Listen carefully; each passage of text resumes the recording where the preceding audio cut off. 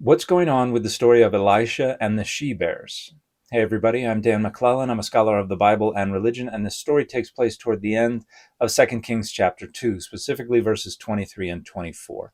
Now, earlier in this chapter, Elijah has been taken up to heaven in a fiery chariot and leaves behind his mantle, a symbol of his prophetic authority, which is then taken up by Elisha, who uses it to part the waters of the Jordan, reminiscent of prophetic accomplishments of the past. And then he goes to Jericho, which is nearby, and that city is fed by a spring, but they say the water is bad, so he heals the waters of Jericho, also reminiscent of important prophetic figures from the past. And then he's on his way up to Bethel, and this is where we get verse 23, where it says some little boys, and the Hebrew is unarim ketanim, which means literally little boys. They come out and they start mocking him. Go on up, Baldy, go on up, Baldy.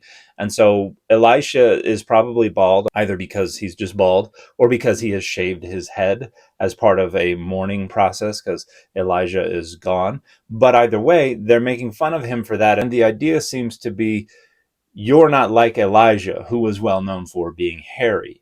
You don't have his authority. It's mocking his succession.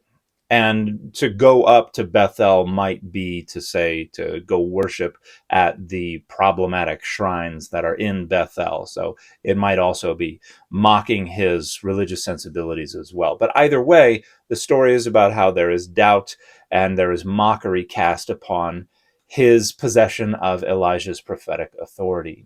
And then we get Elisha turning and cursing the boys in the name of Adonai. And then it says 2 she-bears came out of the woods and mauled 42 of them. So there would have been more than 42 boys who were doing this.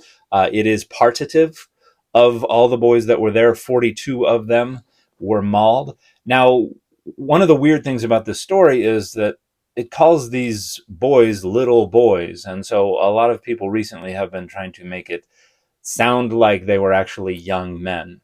And this is not a great reading of this passage. Na'ar can refer to a child who is a newborn all the way up to someone who's 19 or 20 or so, or it can be used as a technical term for like a servant, whether like a military role or a slave or something like that. So it can be used of adults, but in those instances, it would refer to their subordinate social status compared to somebody else.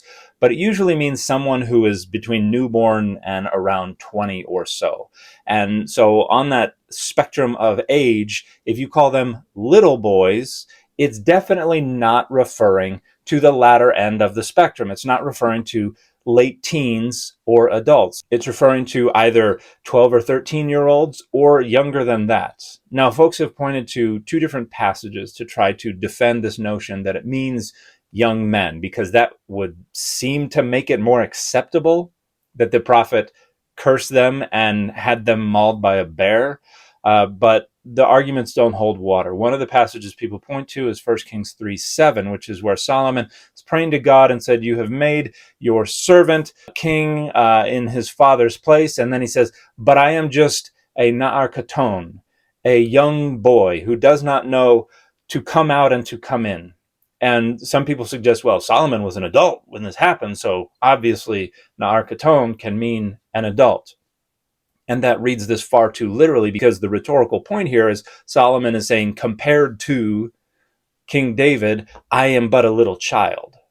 I don't even know how to go out and come in, which refers to daily life, going to work, going out into public life, and then coming back home at the end of the day. I don't even have a daily routine. I am not an adult yet. And the Na'ar Katon would mean little boy. So this is hyperbole. This is someone who is a young adult saying, oh, I'm just a little child sitting on his mama's knee. This is just rhetoric. This is not Solomon saying, I am a Na'ar Katon, even though I'm an adult. And the other passage people appeal to is 1 Kings 11:17, where we have the story of Hadad, the Edomite, who suddenly is an enemy to Solomon. And at the end of verse 17, it says he was a Na'ar Katon, a little boy.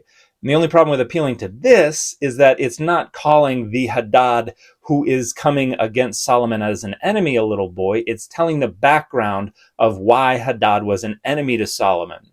Because the verse prior says, when David was conquering the Edomites and Joab killed all the Edomites, Hadad and a bunch of the others fled. And Hadad fled with a bunch of servants of his father, and he was a little boy. And that means at the time. And that's how translations render it. The NRSV UE says he was a young boy at that time. The New English translation says he was only a small boy at the time. The King James Version says Hadad being yet a little child. Pretty much everybody recognizes this is not describing Hadad's age when he came against Solomon as an enemy. It's describing his background and why he would later, when he was grown up, come against Solomon as an enemy. The story talks about little boys or young boys. These are tweens or younger. These are not late teens. These are definitely not full-grown men who are mocking the prophet. Not that that would make it any better for the prophet to have them killed. The story is basically saying, look, God will honor Elisha's curses even against little boys. His authority is that deep. Don't challenge the prophet's authority. So it's a prophetic tale. You might think of it as something grandmothers would tell to their grandchildren, kind of respect your elders and don't mock the authority of the prophet kind of story. And yes, it is about little boys being killed by she-bears because they were mocking the prophet. And the final thing to say about it is that it is not historical. It's just a story. It is just something that someone made up in order to serve their rhetorical interests related to these stories they're telling about the prophets and their authority in probably around the end of the first half of the first millennium BCE. And the fit for this video has been the Frank Miller Ben Grimm